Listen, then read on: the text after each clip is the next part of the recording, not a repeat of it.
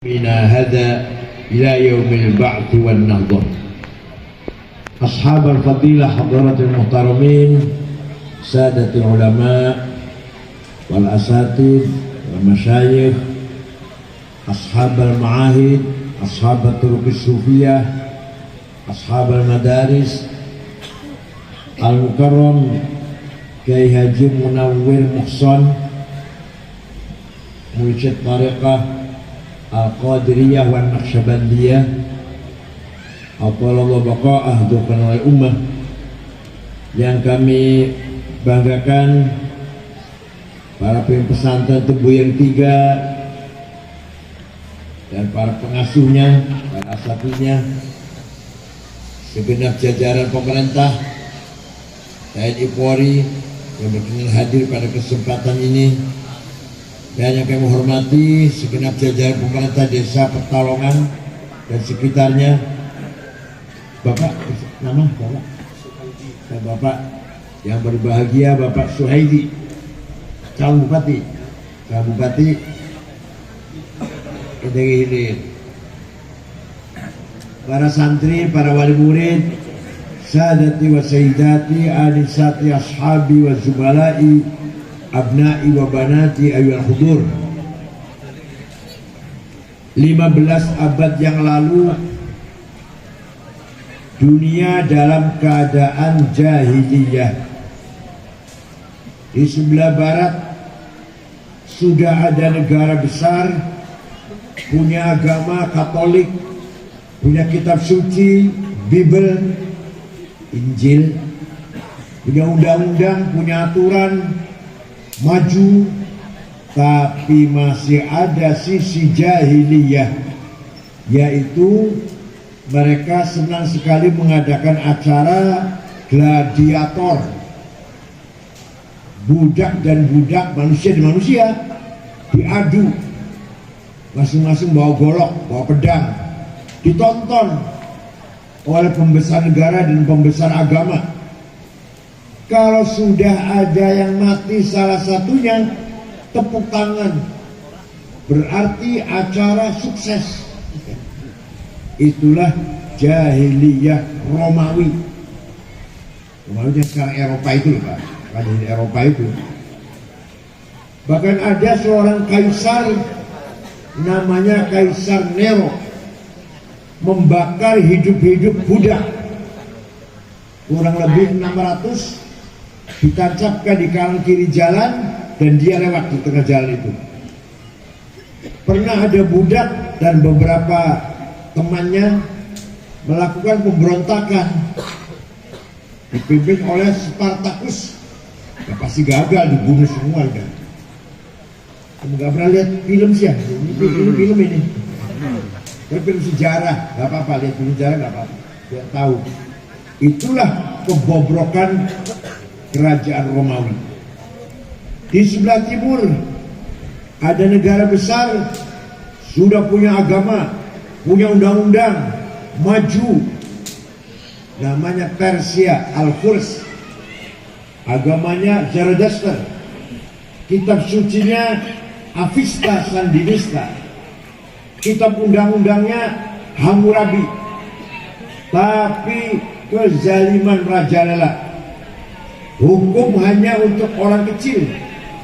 Kalau rakyat kecil yang salah dihukum sekejam-kejamnya, dibuang ke jurang, dimasukkan ke drum, dan dikasih makan, minum, itu sudah tombak.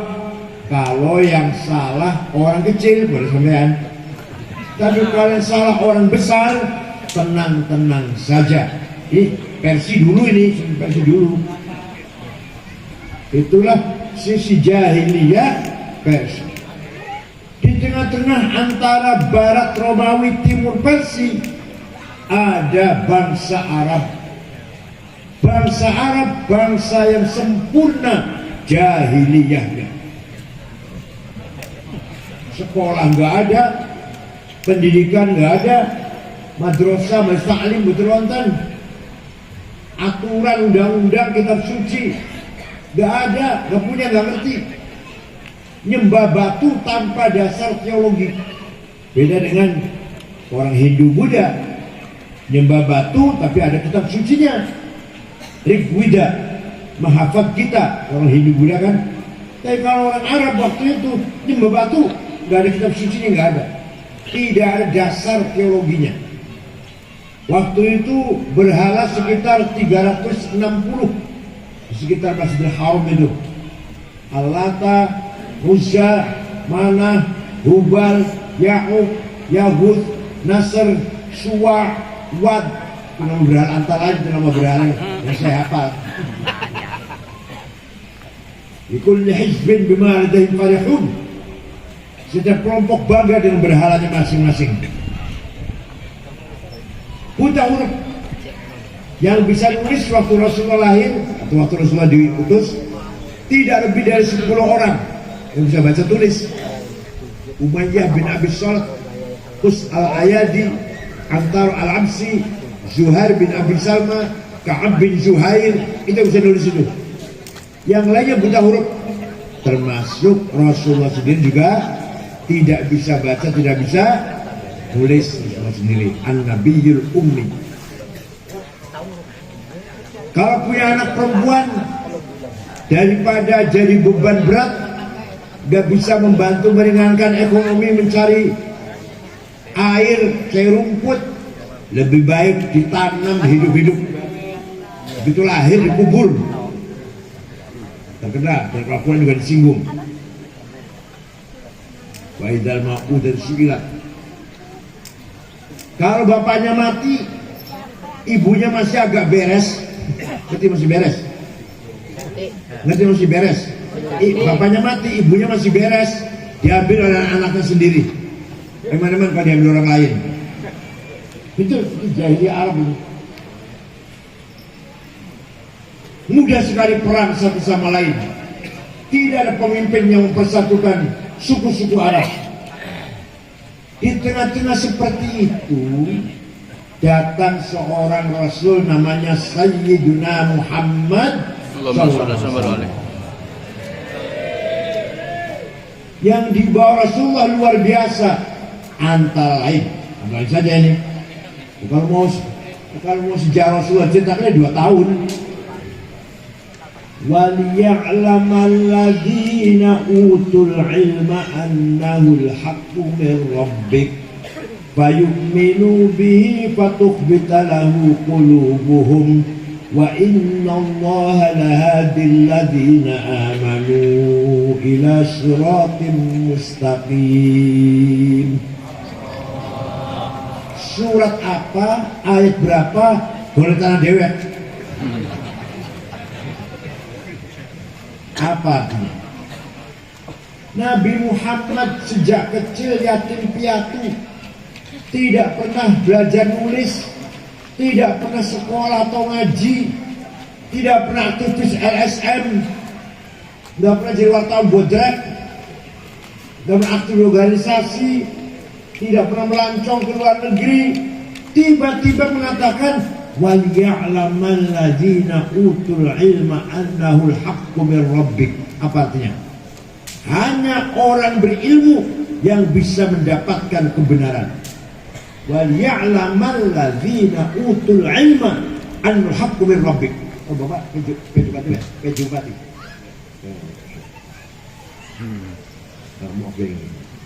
Yang terhormat Bapak Peju Pati. Inhale. Pak Baluk, kawan siapa? Muhammad Gaddafi. Oh, baik. Kebenaran hanya bisa dicapai oleh orang yang berilmu. Dia sendiri nggak pernah sekolah, ngomong kayak gitu dok, pantas nggak? Yang ngomong nggak pernah sekolah, buta huruf. Tapi ngomongnya kebenaran bisa diraih, bisa didapatkan hanya dengan ilmu pengetahuan. وَلِيَعْلَمَ الَّذِينَ أُوتُوا الْعِلْمَ أَنَّهُ الْحَقُّ مِنْ رَبِّكَ. Kebenaran apa saja? Kebenaran apa saja? Bangun jembatan, bangun gedung, bangun masjid, bangun jalan, bendungan harus dengan ilmu teknik sipil. Pertanian, perkebunan, peternakan harus dengan teknik peternakan, pertanian. kesehatan harus dengan ilmu kedokteran, hukum yang jadi jaksa, hakim, advokat, pengacara harus dengan melalui pendidikan hukum. Paham tidak? Paham nggak? Paham tidak? Agama pun sama. Agama harus dengan ilmu pengetahuan.